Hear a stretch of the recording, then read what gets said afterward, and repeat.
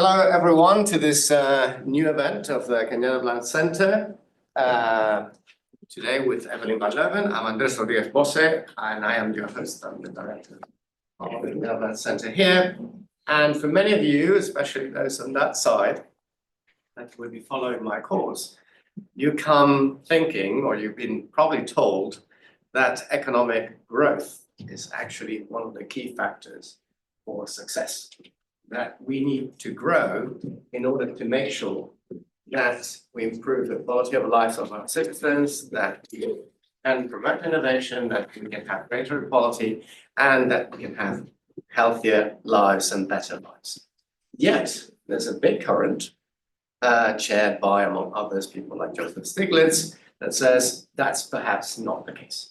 A planet where resources are limited and not sustainable, the idea of ever growing might not be the right idea. And then we have to think economic growth in a different way. We have to rethink economic growth, and perhaps we have to think about degrowth, which is anathema for many of us. But in order to discuss that, we have one of the key experts on the field, Professor Eveline van Leeuwen, who is a professor of economics at the University of Groningen. But more importantly, she is the research director at AMS, which is the Amsterdam Metropolitan Solutions Institute. I think I got it more or less. More or less right. And where she has been there for the last 5 years, I assume, so it's quite a long time. And on top of that, she is a member of the innovation group of the OECD and also in the International Advisory Board of the Amsterdam Economics Board. On top of that, she has been held significant jobs in regional science, having been its vice president until very, very recently of the European Regional Science Association, in which many of us are members. So please, we're going to hear her, but feel free to ask questions, to challenge her as you challenge me and classes and everything. And I'm sure she's going to give much better answers than I would give on for this sure, topic. different ones. Different ones than I will give on this topic. So without further ado, Eveline, the floor is Thank you yours. very much, Andres. Thank you very much for being here, and Andres also for the invitation. I asked him many times, when can I visit you? And so finally, today is the day. And then, of course, I have to think of what I would like to present. And I have a background in spatial planning or land use planning, and I moved to spatial and regional economics, and now I have a chair in urban economics at Daly University. And there are many topics that are really important today and that deserve attention and discussion. And this is, I would say, perhaps one of my main topics, or perhaps one of my overarching topics that I think about with my group in Wageningen and also with the Amsterdam Institute for Advanced Metropolitan Solutions in Amsterdam. That's here you see the picture. Just a little bit of background. It's an institute which is subsidized by at least the first 10 years by the municipality of Amsterdam, because they wanted to have technological insights, applied technological insights for a more sustainable city. So they invited the University of Wageningen University in Research, Technical University of Delft, and MIT from Massachusetts to have a kind of research center in which the idea is we bring in the knowledge and the experience from the universities together with the knowledge and experience from a city that wants to be sustainable. And if we can really work together, everyone is better. So that's the idea. And also some of the research that I will share is that something that we do with researchers from Wageningen to Delft with the city maps. But first, of course, this topic on rethinking economic growth. And I'm really also excited, of course, to be here, but please also, if you have any questions or comments or discussions, interrupt me in a polite way. Being in Wageningen, degrowth is, those kind of topics are fairly easy topics, I would say, but it's good to talk with different people from different viewpoints. I would like to start with this. I thought, it's sunny outside, it's Thursday afternoon. it might not be such a bad moment, but sitting here in this area might need for you to take a bit of energy. But if you think about what matters most for you now or in the future, what would you say? What comes to your mind? Health. Health? Being. Sorry? Well-being. Well-being? Family. Family? Affordable housing. Affordable housing? Something else? Peace. Peace, yes. That's, yeah. In this case, Climate. healthy climate. Yeah. So I do ask this more often also to students or in lectures, and actually you get always a bit the same answers. So it's family and friends. And what matters most? It's health and happiness. It's a safe living environment, a place where you can live and you can feel safe. So today that also includes, well, it always included peace, but it has become more obvious today. And also healthy living environment, so climate, a healthy climate. And perhaps also a stable income or a job. But let's say in that order, in particular with that stable income job, not as something that's usually, that's not the thing that first comes to mind, but it's something that comes, it's important, but the other things are more important. No, it's something that enables you. And yet, if we think about what we pay attention to in our society, in our research, or in our policies, and so on, it might be the other way around. Now, also, if we think in regions or regional economy or regional development, it might be first this, and then well, we expect the others to come too. So it's to some extent, it's about means and ends. Now, what is the end? What is it? What matters really to us? And what are means to achieve that? And I really like this phrase of John Lennon, where he says, when I went to school, they asked me what I wanted to be when I grew up. I wrote down happy. They told me I didn't understand the assignment, and I told them they didn't understand life. And so what is the mean and what is the end?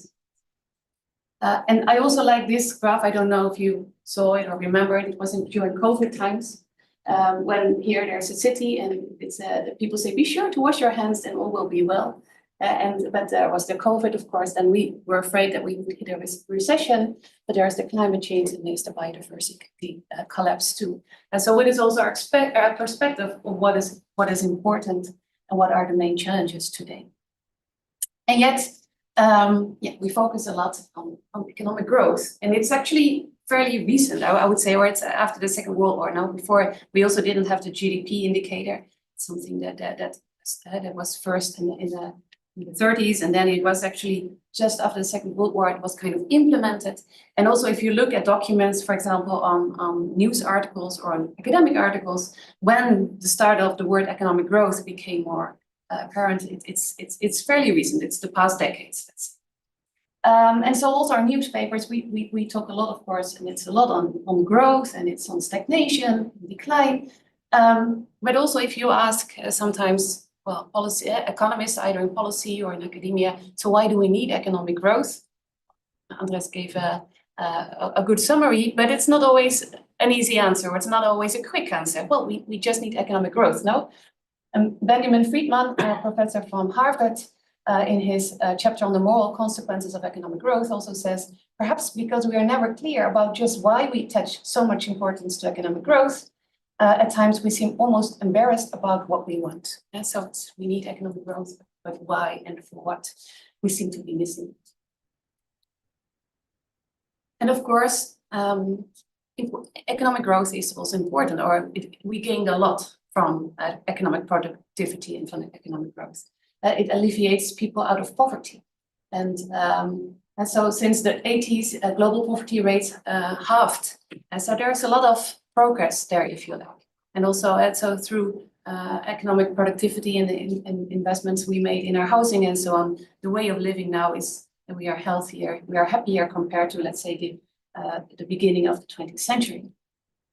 So it also fosters investments in quality of life. Because of economic growth, because of economic productivity, we can invest in education, we can invest in healthcare, we can invest in infrastructure that is important for our well-being. I really like also this graph. It's from, it's pretty old, it's from 2011. It's about mortality and life expectancy in India. But it shows that with economic productivity and economic development, life expectancy went up quite a lot in India. But also, and I think it's really interesting. So these bold lines are the average. Blue is the males and red are the females. But also you see there is a difference here, quite big difference between the rural population and the urban population. And because of economic development, the differences became smaller. So it results in less inequalities. And also the gender gap, which was really big here, became smaller, and even it reversed in the cities. And so it also brings some. And Friedman also says it facilitates democracy. So if we with economic growth and things are going well, no, the pie becomes bigger, and we are willing to share with others. So it's easier to say, okay, we invest in education, even though we don't need that education anymore. There's also more tolerance of the other if things become unfair. You don't only have to think of yourself. But that happens only if everyone benefits. No, so if also the economic growth is distributed to everyone, more or less evenly. And so economic progress needs to be broadly based if it's to foster social and political progress. So if it's this adding tolerance and adding also quality to political system and to the social system, of course it needs to be shared, the economic growth. Well, and probably I don't have to tell you this, but I think it's still important to repeat those kind of things. That is not what's happening well, this is a graph since the 60s, but in the past decades. Now, so in particular in the United States, but also in the UK, many other countries, there was a lot of increase in economic productivity. The economy became, well, in the Netherlands, it became 3 times as big. But it's mainly here you see how the wealth is divided. It's the super rich that become richer, and the top 5%, and it's the bottom 90% in the US. So that again less of the wealth. But it also is in income and real income. That for a large group, so it's not like the smallest 10%, but for large groups, really their income became lower, their real income. And that's also, it could even be worse because those people also work much more. And so they're both in a couple, both persons work, they might have multiple jobs. So it's not even because they earn more, but it's mostly because they work more hours. And so also this idea, okay, we need economic growth because of the trickling down effects. That sounds positive, but it doesn't happen at the well, definitely not at the moment. And what actually happens is that the top becomes bigger, and the people at the bottom, they even become smaller. And that with wealth, this is even worse. These it gives you the idea, but wealth it's even worse. And I also found this graph where it's the trickling down effect is a kind of, and made a joke. So if we need economic growth also to foster tolerance and to improve our democratic or our political system, and then if the other way, if it's not shared, it makes it worse, no? Because it increases the inequality. So we also see that between countries, there's the inequality is becoming smaller, but within countries it's much bigger, which is important because you compare yourself to others within your country much more than outside the country. So it results in lower levels of well-being and dissatisfaction of large groups of people. And this economic growth, it's very much about the positive aspect. Now, this idea that okay, we're going forward, it's not even so much about the actual level. So this was this from Friedman here. It says this mostly relates to developing countries, and so it's not that developing countries need to have the level that we have, let's say, in the global north or in the Western economies, but it's more this idea of growing and spreading and sharing much more than the actual level. And also that's also what we see. So in developing countries, this economic growth will also really still benefit health system, education system, and well-being. But this is also in relation to the Eveline paradox, the idea that the economy grows, but the well-being since the 1950s or 60s, we say, has been similar levels. This is the share of very happy people and the average income in the US. And also for the Netherlands, we have these kind of figures where the economy is 3 times as big. But we do a lot with broad welfare, broad prosperity, actually remains more or less the same since the 60s. So it didn't improve, but we did work much harder. And we also have more material affluence, but so there's a kind of decoupling between GDP and happiness for particularly richer countries. And that is also the Eveline paradox that says, okay, people with different income levels have different happiness levels, but it's more about this difference than you're growing your income. So increasing income doesn't make us happier. That's what you here see for a country, but that's also what his research shows for individual people. So you are, let's say, at a certain level in a higher or lower income, but if your income then increases, it doesn't make you happy. It's very nice and interesting theories about why that's. And it comes at a cost, no? And so this economic growth, of course, it brought us something, it can bring us something, in particular if it's equally shared. But it also, especially well, today, it comes at an enormous cost. So this is the Earth Overshoot Day, which was in the 70s. Well, still, we lived from one Earth, if you like. So this is how quickly the Earth can regenerate all the materials that we need and the waste that we enter into the system. And so now while we are at 1.75 Earths, while countries like the Netherlands and UK and the US, I think they need like 3 Earths to be able to supply our needs. And it resulted in a biodiversity loss of 70% of biodiversity loss since 1970. 40% of the land is degraded. And this is something from Paul Schendeling, an economist in the Netherlands, who calculated that the richer citizens, like the Dutch, use 1.8 FTE, non-Western persons, to accommodate their consumption. And that are also people living in very, of course, difficult circumstances, and also there are very low levels of well-being, not being, say, able to kind of live their own life. So it comes at a cost, at both environmental cost, so at a social cost. So we could say, well, we can decouple, for example, CO2 emissions from economic growth. So we have enough technological solutions, and we might be better. And of course, we see that to some extent. There's also research from Frei Gonzalez et al. In one of the Nature journals, but so far there's little success. And so we do see to some extent in some Western countries that there's a kind of decoupling between economic growth and CO2 emissions, but that's mostly because of outsourcing of industrial activities.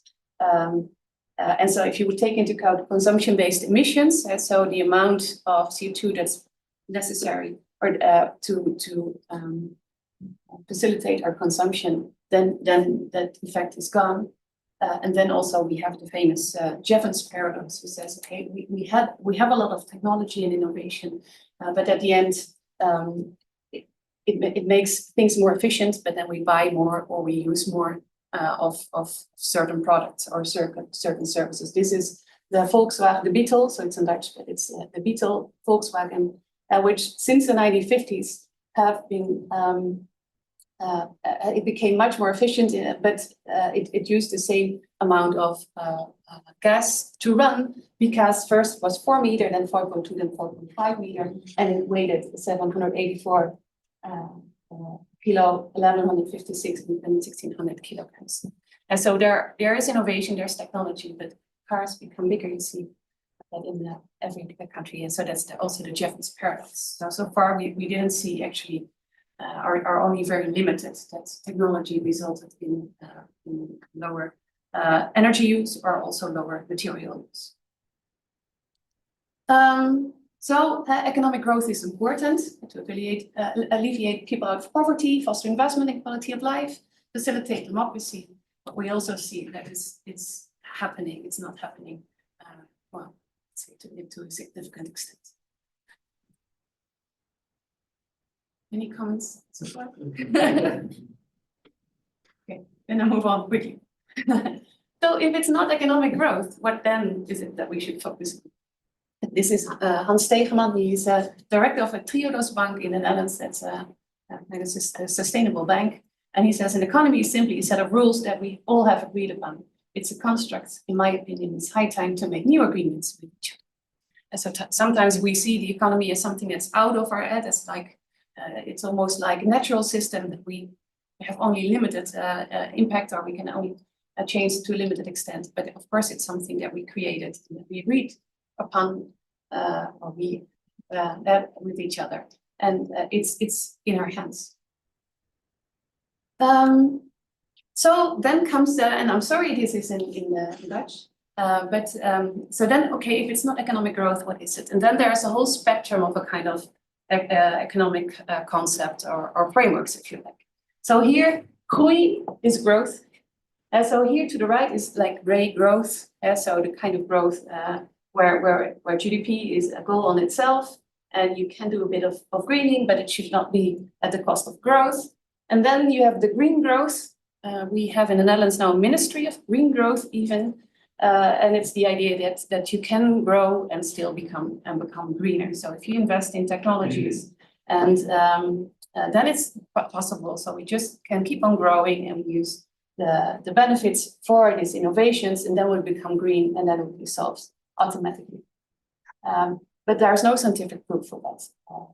Very limited, or not that it works at a big scale, only at a very small scale. Well, then you have post-growth, and that's a kind of economic thinking where it's not the growth should be a goal on itself, but we should focus on a kind of economy that facilitates what we find is really important. No, it facilitates wealth, a healthy living environment, a safe living environment. And so what do we need, and what do we need the economy to do for that? And I will go deeper in that. And then on the left side, there's the steady state economics, which really focuses, okay, we should not grow, but we should keep a steady state. We have, in particular, let's say in developed economies, the economy is developed well enough. We can go more into quality, but we should not grow anymore. And then you have degrowth, which is really a planned. We want to shrink the economy, and we want less consumption. And we have to do it quickly. It's very much focused on the commons. And then you have post-capitalism, which says, okay, so this is also really structural change, but post-capitalism, it's really a different system for our society and of our lives.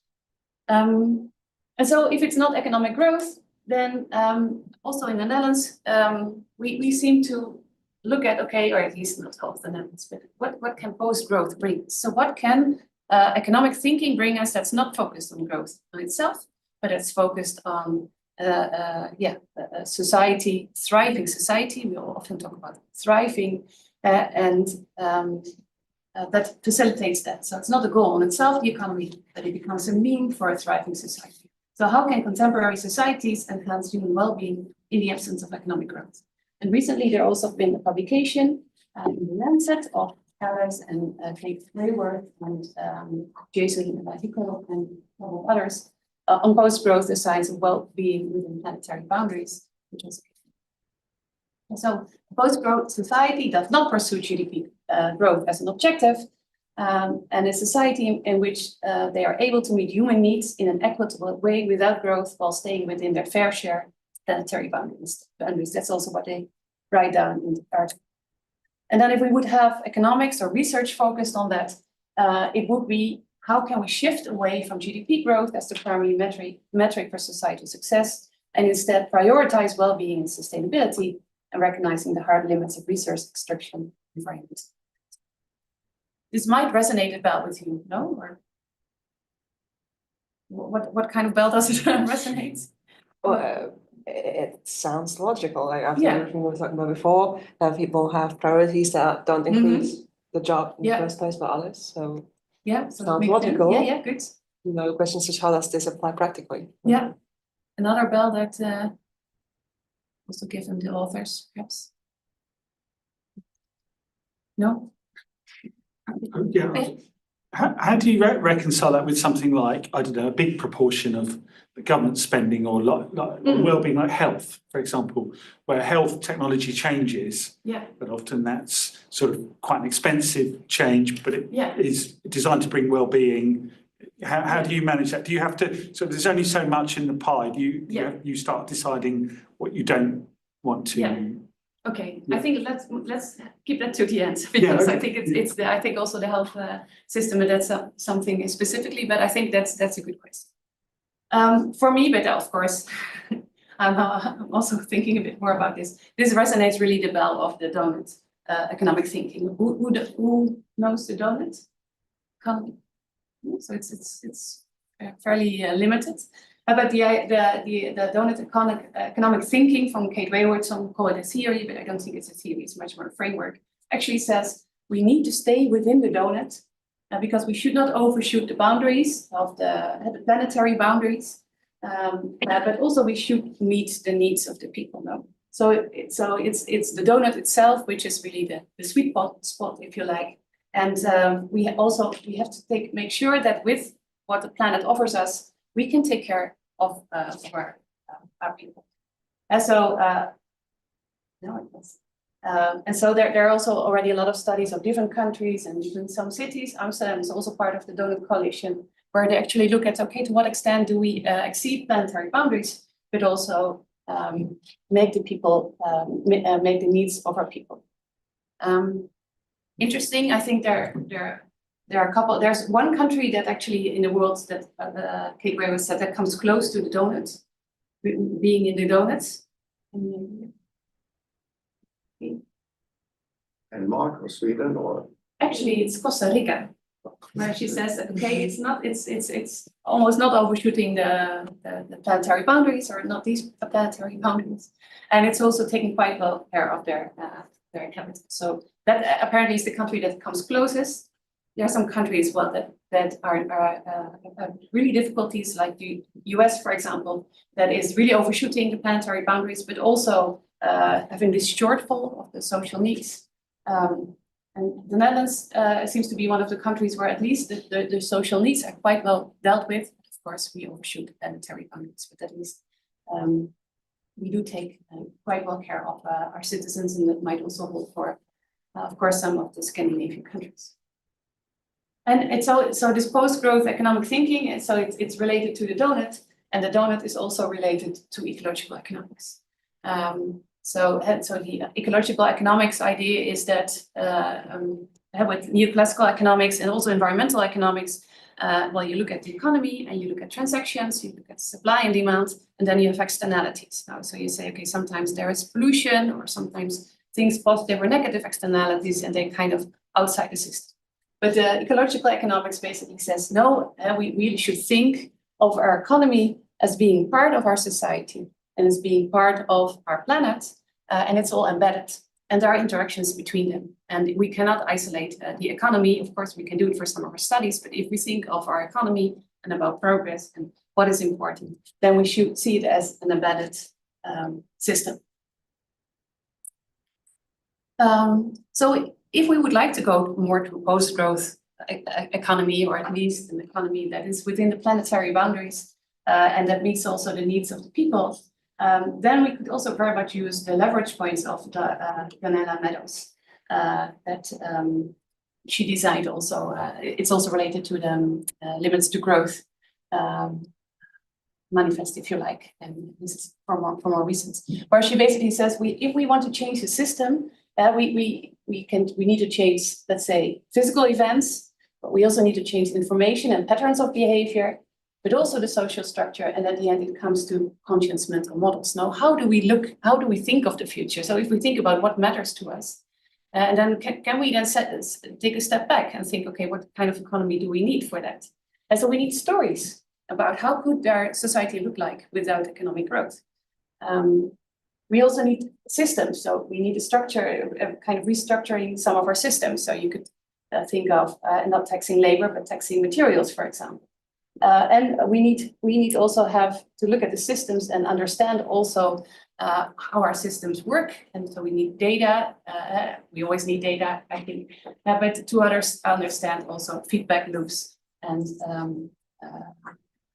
that we can make better trade-offs. And so I think also in the so we need new stories. So I will tell a bit about that later. We also need a structural change, and for example, we also have to think about, okay, how can we have institutions that can facilitate post-growth and that allow for equal opportunities for all citizens. So invest in education, but also have a fair taxation of capital income that focus on full employment. So you could say, okay, we focus less on economic growth on itself, but jobs are something which is really important. It's really important because we know jobs add to well-being. So for happiness, a job is important, and in particular, let's say a job that allows you to, well, I think they're good jobs and they're worse jobs, let's say. So if you inside a warehouse and you're packed and you don't see any daylight the whole day, but or there are jobs where you can contribute in a different way to society. But we know that jobs are very important to well-being, and also to be part of society and to contribute. And so instead of focusing on economic growth, we could also focus on full employment and people being able to contribute. And so hence also this call for a change the taxation from labor to materials. And so therefore that it becomes more expensive to buy new products and to waste products, but it becomes much cheaper to repair them or to share them and also to have more craftsmanship again for products. And it's important to look at the economy from an integral perspective. So not like in ecological, so like in ecological economics, see the economy as part of society. So also if we think of business cases, I think make the picture of a society case. And so what do we need? And what is the role of a household? What's the role of a company? What's the role of a government? And at the end, the total picture should make sense now. The total picture should be, let's say, within planetary boundaries, and we should take care of each other. So it does mean that the companies can still make a profit. But it should not be an excessive profit, and it should be also what we call externalities, but environmental impact or impact on people elsewhere and later should be taken into account, and cost and benefits should be shared.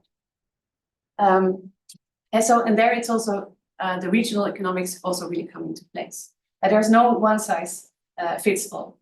And so if we also think of a more circular economy where we are much more so we try to reuse, recycle our products. It's a different way of dealing with consumption, and it's a different way of dealing with ownership. It also requires a kind of shift of the system, because we need to kind of redesign products that we use, and products should be able, we should be able to repair them. But we should also think of ways how we can share. We don't all need, well, we use. In Amsterdam, we are experimenting with this. And so a lot of tools for do-it-yourself, so for maintenance or for repairing, we all have tools that we rarely use. And can we have a bank, or can we have kind of library of tools? So we share, and so we also need less space, but we also need less materials, and they are easier to be repaired. They can be of higher quality.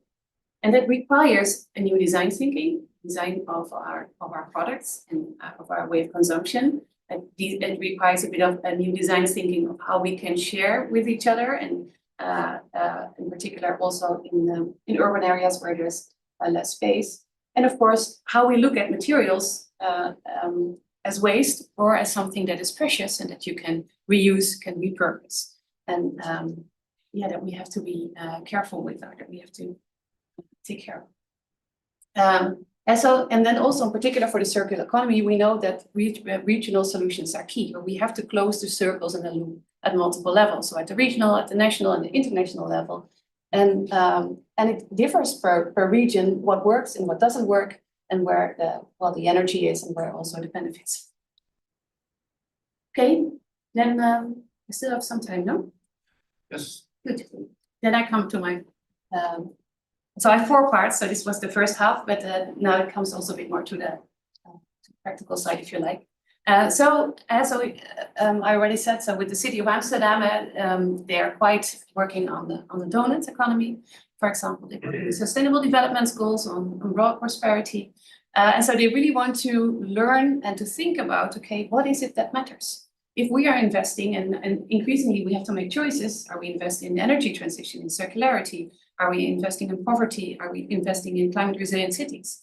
What is it that matters, and what are the trade-offs, and what are the kind of synergies? So also the city of Amsterdam said, okay, we need kind of big pictures. Now we need these stories to tell. What kind of city do we want to be, and how can we learn, and how can we work from that? Actually the project or the collaboration started in COVID time. Again, when we were sitting and I was talking to some people of the municipality, and we thought, okay, now everything changed, no? So we were all sitting at home. There were no cars, there were no planes. We realized how much we miss our family and friends if we cannot talk to them, and how other things we don't miss at all. And so we said, okay, let's think of, okay, what kind of city do we want to be? Because after this COVID time, if it ever ends, I cannot imagine anymore, but at that time we thought, will ever become life normal again? What kind of city do we want to be? And how can we make sure that we invest in the right things, that we also monitor the right things? So then we said, okay, let's work on the ideals of the city and use it as a kind of story. What kind of city do we want to be? And can that help us in making trade-offs and also in collecting data? Because the data then tells a story. It's not just data for the data. And so the ideals, an ideal is something that comes close to perfection and that you would like to see realized, but that does not exist, or actually also that you will never reach them. So it's a kind of a dot on the horizon you want to go through. And you also know it's not something you will ever reach. So it's not that concrete, but it's something that can bring people together because you have a bit this dream or this ideal that you want to work with.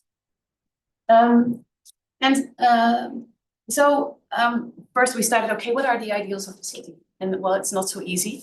So I asked you in the beginning, what is it that really matters? So it's already a bit easier, but if you then ask the municipality, okay, what are the ideals of the city, or for example, the spatial planning? So these nice plans now with these nice graphs and figures, what are the ideals behind it? Or what do you want to? That's not the way we think also as policymaker or academics. We want to be objective and need to be very well reasoned, but not think of ideals or what is it that what kind of city do we want to be? So it was a learning process. And at some point, after also having these several workshops and so on, we said, let's look at the coalition agreements of the municipalities. So we looked at 30 years of coalition agreements. And what did the parties at the end started working together? What did they decide and wanted for the city? There are some ideals and dreams in those coalition agreements too. It's at the beginning, it's not at the end of their collaboration. And we found these 7 ideals. So we did a text analysis and came to 7 ideals, which also resonate really well with the city of Amsterdam. So it's good governance. So the city of Amsterdam wants to be a trustworthy partner and want to provide good governance for their citizens. It's also about a collective city. So they want to be a city that is collective and that people have a say and that also people can collaborate. It's about equal opportunities. So how can we ensure that there are equal opportunities for people in different neighborhoods, for different people in different income groups, or different education levels? And it's also within planetary boundaries. So it's a bit more recent. So we looked at 30 years coalition agreements, and this is something that came in a bit more recent, but that is really, it became much more at the forefront now within planetary boundaries, and also taking care of the here and now, but also the elsewhere and later. Economic growth was actually not allowed to be in the ideals when we talked also so first we had growth and creativity, and then some people said, you don't mean economic growth, no, that cannot be in the ideals. So it also says a bit about the mindset and of course also the people we talk to. But so it's progress and creativity. So it's about entrepreneurship, it's about innovation, and it's about making the city better, but not with a focus on economic growth, but of course it's related to the economy.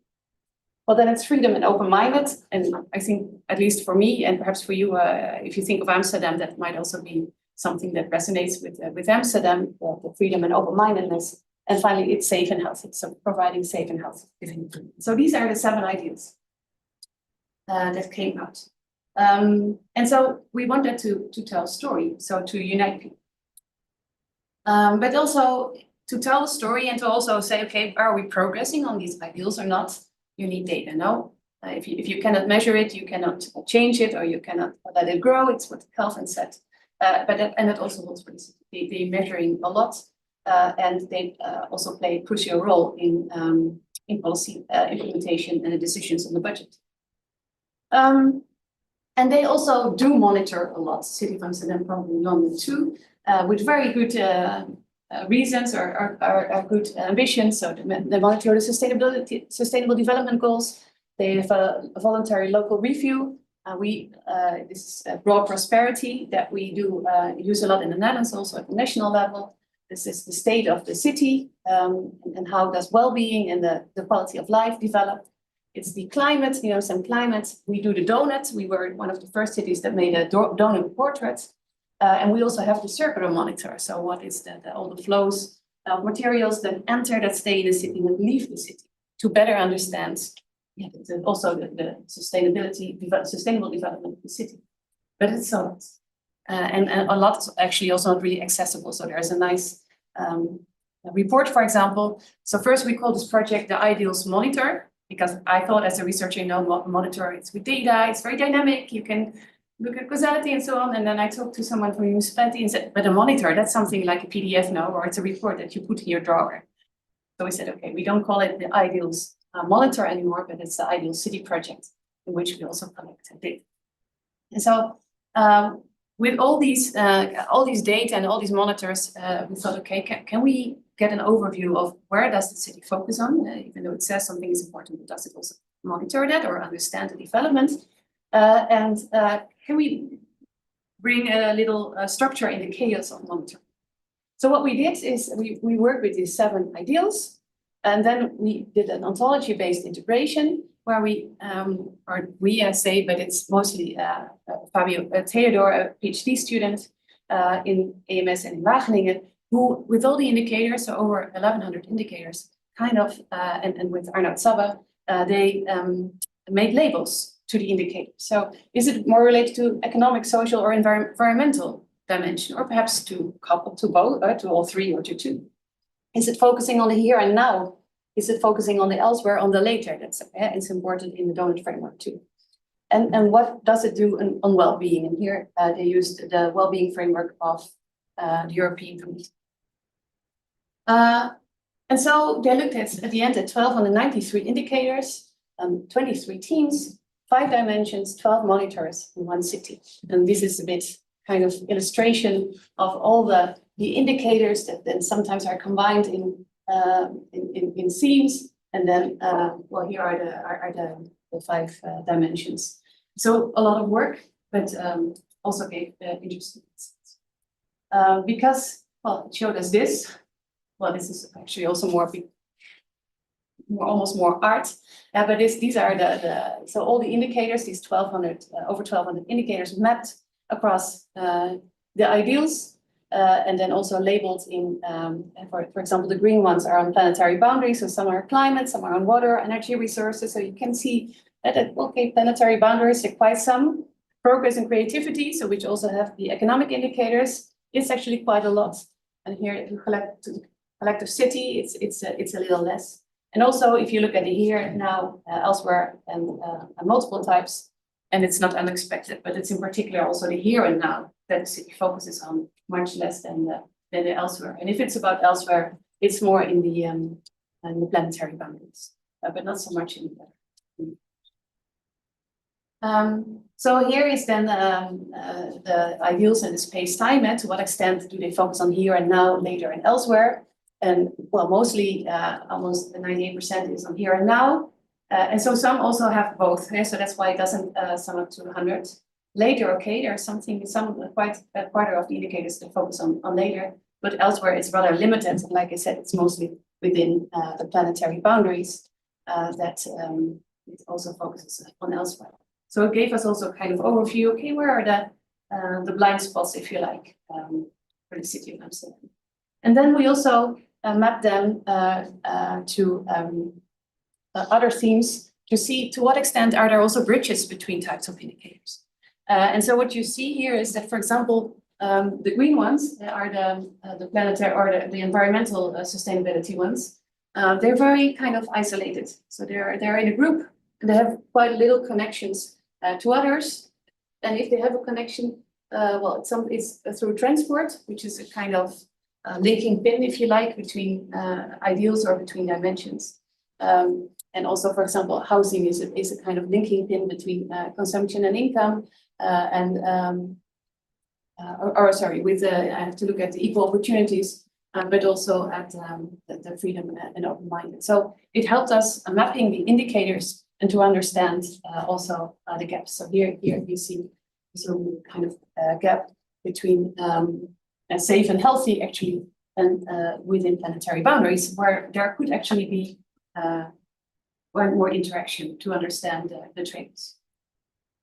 So we learned, well, here now is more observed than elsewhere and later.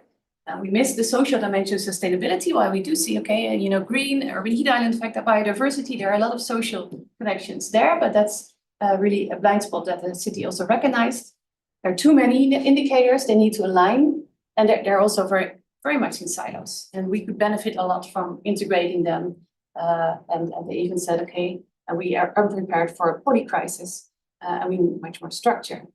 And we also need more insights in interactions and trade-offs, and that are things that we are working on now. And the thing is, or the good thing is that the municipality is really interested in this, so that's still a bit a mess, but they particularly want to know, okay, at which spatial scale do we need to make decisions, and what indicators are more at the neighborhood scale, or let's say really construction projects, which are more at policies that cover the city or national government. And so how can we make the right choices at the right levels? And so they also proposed for coming 10 years, can we, so now particularly the environmental part is now part of the evaluation procedure of investments of the city of Amsterdam. And so they use now more environmental indicators next to monetary indicators for a lot of project decisions, but they want to align it more with the overall aims. So just basically to wrap up, and this is also, I think, more for the students, but perhaps also for the staff. And now, think we need to dream big now, and everything you give attention will grow. And so if we give a lot of attention to economic growth, that will grow, or at least are the emphasis. If we give a lot of attention to other things, that can also grow. No, so I think that's really important. So instead of the trickle down, let's also think of trickle up, and we do also see that it works. We do that in Amsterdam with the AMS Institute. This is the Doughnut Circus with Kate Raworth. It was the first. It was the world. How do you say? The first time she did it in Amsterdam. So we had the premiere there. This is also Marieke van Doornik. She's a former alderman of Amsterdam, and she's now also involved in a project that we are kind of collaboration that we work on, which is about bloeien zonder groeien. It's like flowering without growing. So it's much more on the thriving side instead of the economic growth side. And we do all kinds of experiments there. So for example, how can we share space with people that don't have a home? And also on true pricing. So this is with a student, Joseph van Hayes, who does experiments on the true pricing on the marine terrain area. So how does it work for particularly the restaurants and catering that's there, and in which way, how does it help their choices or the choices of consumers? And we also collaborate with a lot of other parties like the Repair Cafe in kind of bigger academic projects where we focus, for example, on the circular society and kind of create these images that work. I think also how to move forward. I think the mayors rule the world, at least. And so we see a lot of from the national governments. It's much more difficult, and it's also difficult the policies and the regulations. But in cities, there's a lot of experimentation. And in particular, cities that want to be sustainable, I think mayors can really do a lot. And that's also what we see in Amsterdam with Femke Halsema. So also, I think the cities can really be a leverage point in these transitions. And finally, I think go beyond neoclassical economics. We learned a lot from neoclassical economics, but there's much more in economic disciplines, so heterodox economics, with also really good researchers on, of course, Eleanor Ostrom on the Commons, but also the Doughnut Economics, wellbeing economics on Catherine Trebeck, regenerative economics, post and degrowth, and the local economics.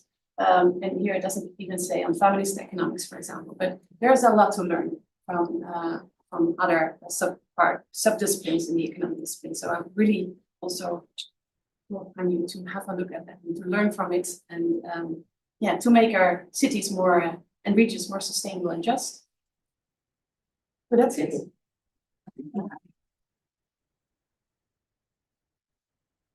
Thank you very much, Eveline, for a very thought-provoking presentation and very interesting. With two parts, the more general and then the application to Amsterdam. I'm sure there will be quite a lot of questions coming from the audience. So who wants to start? No one will start. I was going to go and have a question, but please go ahead. Please, can you say your name and?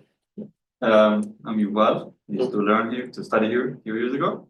I'm curious regarding the question that the city asked you, like what are the indicators that are in the realm of their impact? What are the most important indicators you think the city, not necessarily Amsterdam, but any other city can control or can do a big impact? Yeah. Well, I do think, in particular in this moment, kind of to be a just city, so to have kind of equality and to have well-being high on the agenda, because I think at the end the cities are there for their citizens, so to provide a good living environment, but also to acknowledge that there are differences and that it's not so easy for everyone to connect, for example, to the energy transition. I think that's really important. In Amsterdam also, for example, the energy transition, we want to have less CO2 emissions and do a lot of measures related to use more electricity or to insulate our houses, so to be more energy efficient. You can do it in multiple ways, of course, but you can have a lot of impact on the CO2 emissions. So start with the willing, have the ones that want to invest to help them, the rich people and so on. Or you can do it more from bottom up in the sense that you want to involve everyone, also the renters and people who have very old houses. So you do it more together, but it will take longer, and the first impact will also be low.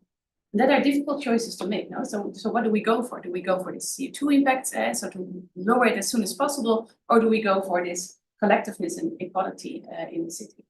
And well, at the end, I'm happy it's not our choice to make, but I think it's important to have these insights and to of course to also help with costs. Is that enough answer? Because it's Yeah, I'm thinking really practically. Yeah. What are the things that you think cities really need to? So I think it's I think providing jobs, jobs that are sustainable in the sense that are in sectors that are also, let's say, sustainable sectors, which are many. It's not only many sectors that are sustainable. So I think the jobs, because it relates to well-being and to give a voice to many people. I think it's the quality of the living environment. So also think of green space, think of how you deal with water, and I think and this kind of equality that people can do. I would say that are the most important things. More questions? Yes, Rebecca, please, can you introduce yourself and say what you're studying here? Yes, I'm Rebecca, I'm master student in regional and urban planning here at the LC. In Andres' class, we actually debated the topic between, like last debate was yesterday. If sustainable, what was the exact name of the question? If sustainability in the long run should be a higher priority than short-term economic growth. Well, that was not the topic. The topic was, do we pursue growth even at the expense of sustainability, or should we pursue any type of growth that should be linked, always should be sustainable? Exactly. But go ahead. And my question would be, what would you tell cities or regions that don't have a strong economy, that are currently prioritizing economic growth because this is the method that they see as like the only solution to sustain their population, to sustain life in this region? Yeah. Sorry, before you reply, and I think Natalia wants to connect to Rebecca's question. Can you introduce yourself? I'm Natalia. I'm studying local economic development here in LSE, and I'm with Rebecca taking the Andres classes. And yesterday, one of the questions that was part of the discussion with the students were like, there are many like regions and probably developing countries that have these priorities are part of those. Probably the health system there is not good enough. Probably the unemployment is higher, the poverty too. So how you can reconcile this idea with this that you're presenting? Yeah. So I think that if you invest now in non-sustainable activities now, I think you also lose your investment very quickly. So we see what's happening to our ecosystems. We see how things are breaking down, no? Related to our climate, and also related to the scarcity of materials, for example, and what cost. So I think there are multiple ways to invest now in things that are also sustainable for the long future. And it differs per region what might be the best option there. But at the end, I think it's better, and I think it's and I think also this investment in health and those kind of things, that is what is really important now, because if you invest in health, and also people will at the end it will also prevent a lot of costs, and that's what you mentioned. To what level do you invest in health? And I think that is something that we have to discuss. To what level do we want to have consumption? To what level do we want all to be able to have 2 cars instead of sharing a car with other people, for example? To what extent do we want to have a more healthy life? The years of living? At what cost? And what does it mean to other people and their lives? And also the people in the future. So it comes at a cost. So I think there are a lot of sustainable solutions that also improve the regional economy.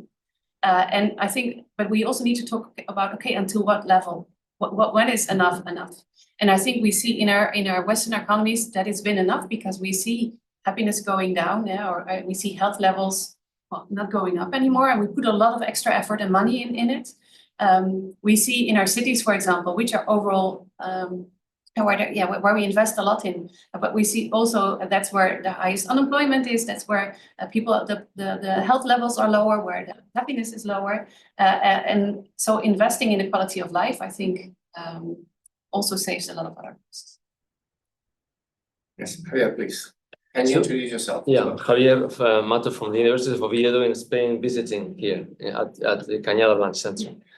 So my first question has already been asked, but I have a very specific second question.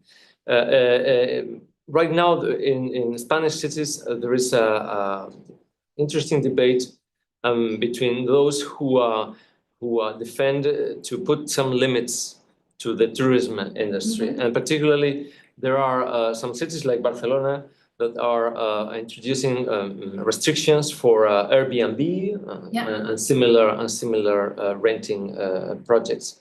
Now, if you just said, if you don't invest in sustainable projects, then there will be just short-term benefits. But what the people who have bought apartments in order to rent them will tell you is that their short-term profits are short-term just because the city is introducing limits in the medium and long term.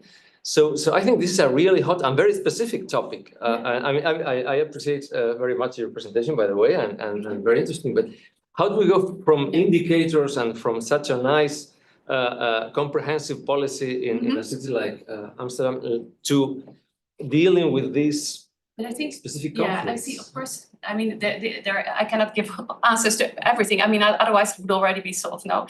But I think the case what you give, that also holds for Amsterdam. So there are too many tourists, and they also gave a halt to certain tourists and also to certain practices.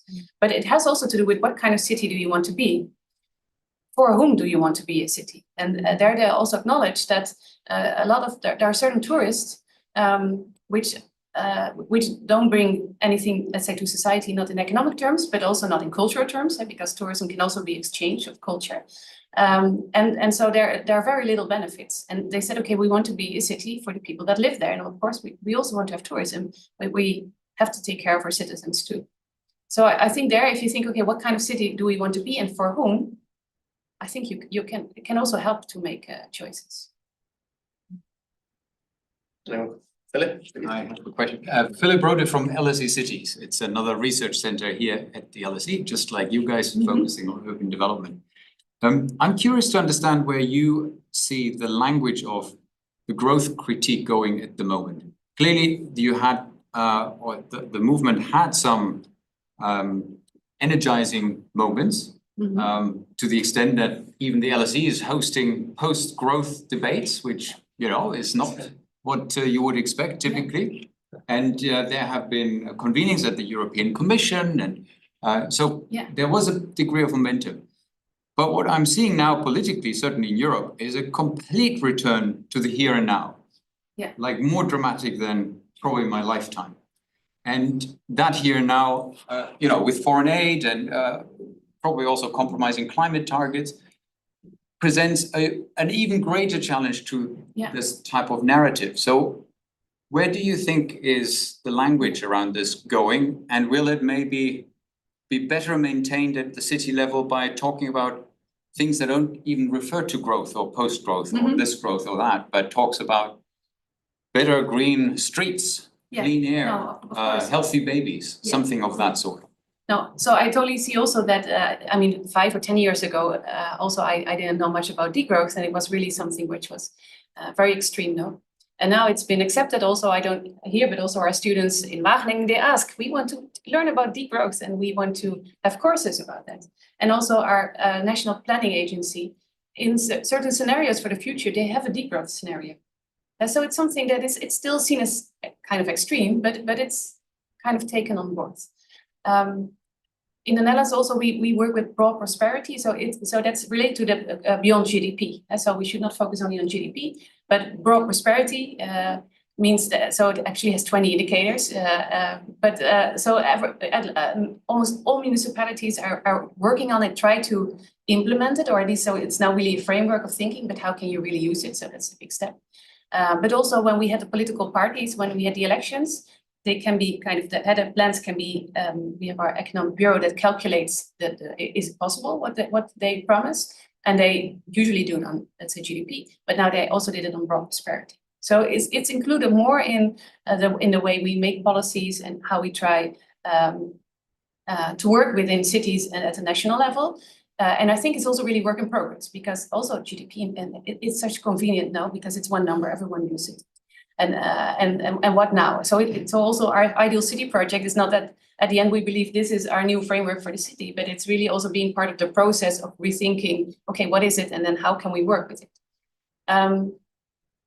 Having said that, indeed, now suddenly we have this new kind of situation, but we also already had kind of new political situations where certain groups it's really on environment and other groups it's not. So I see kind of the urgency there and also the change. So we are also asked, because we are on the Navy terrain, our institute.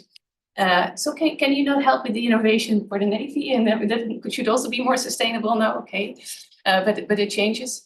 But I do think that also changing our language, so what you said, so sometimes you talk about economic growth, but not always. It's also really a language thing where is also some polarization in this kind of thinking. Because, well, you also said, well, it makes sense now, this post-growth. What is it, what matters? And of course, we should stay within planetary boundaries. And I think at the end, we all agree what's important. But we, of course, we have a different viewpoint on the world and where it's going to, but also the language we use. So I do blame a bit, in the Netherlands now we talk about the left elite, but that we didn't manage to have a language that also connects to other people. Why sometimes you want the same, and perhaps not in the same way, but there could have been much more discussion and debate. So I think it's important to also use other words in other frameworks. Any more questions? If not, I'll, yes, go ahead, please, your name. Sorry, I'm from South Italy, University of Foggia. I'm visiting in Aston University in Birmingham. The main question is if it's possible to apply the same approach, the same indicator in a peripheral area, in a not little city, but medium city that have a different problem than in a big city like Amsterdam, but they need a change towards sustainability to have a better economic growth.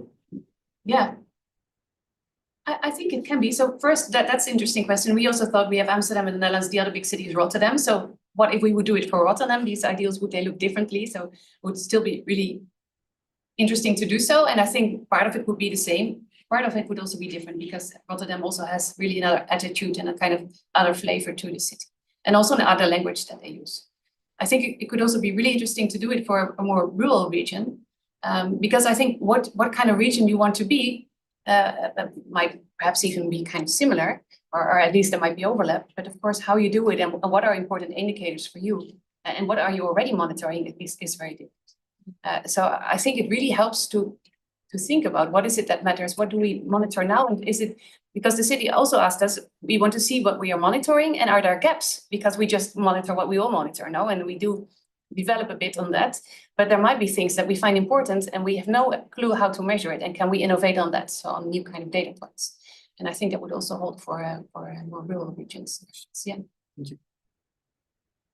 Okay, so I think it's, yeah, go ahead, please, Eric. My name is Era, and I'm from the I'm a master's student at the International Development Department here at LSE.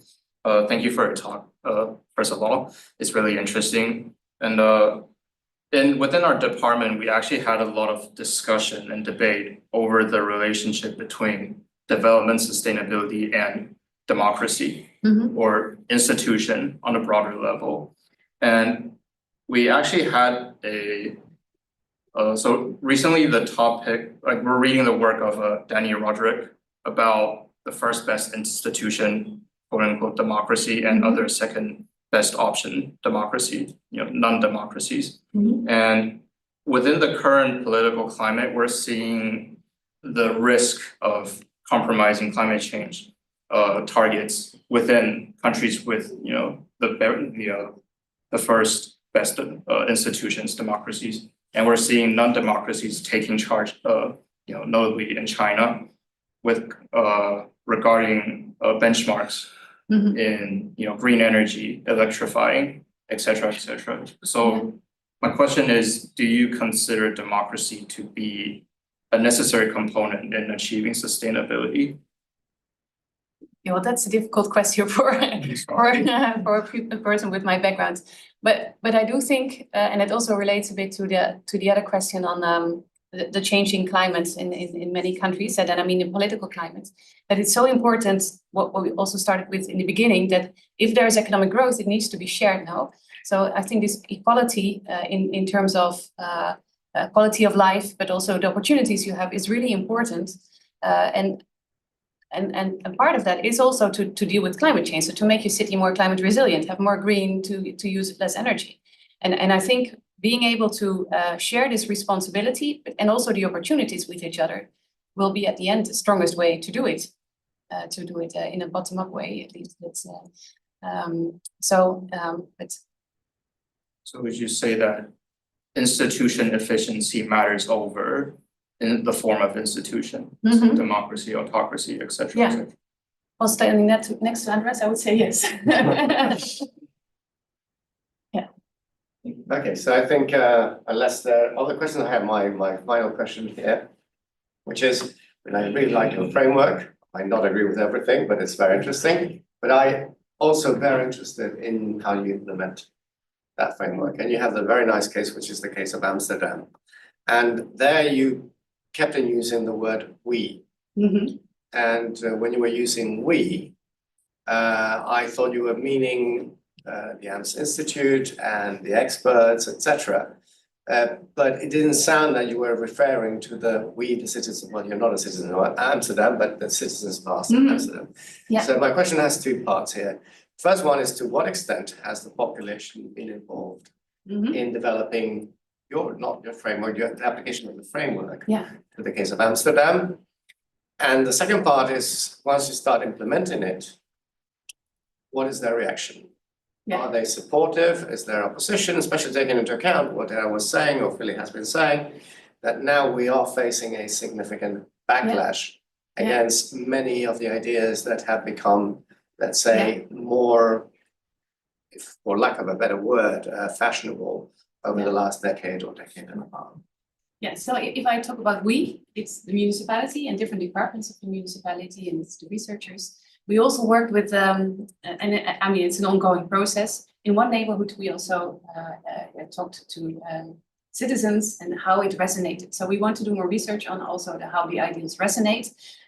One of my goals is to have not so many indicators, but for the 7 ideals, to have 2 or 3 kind of indicators that tell the story. So that tell to the people from the municipality and to the citizens, are we really improving on that? So we call that the girl on the bike indicator.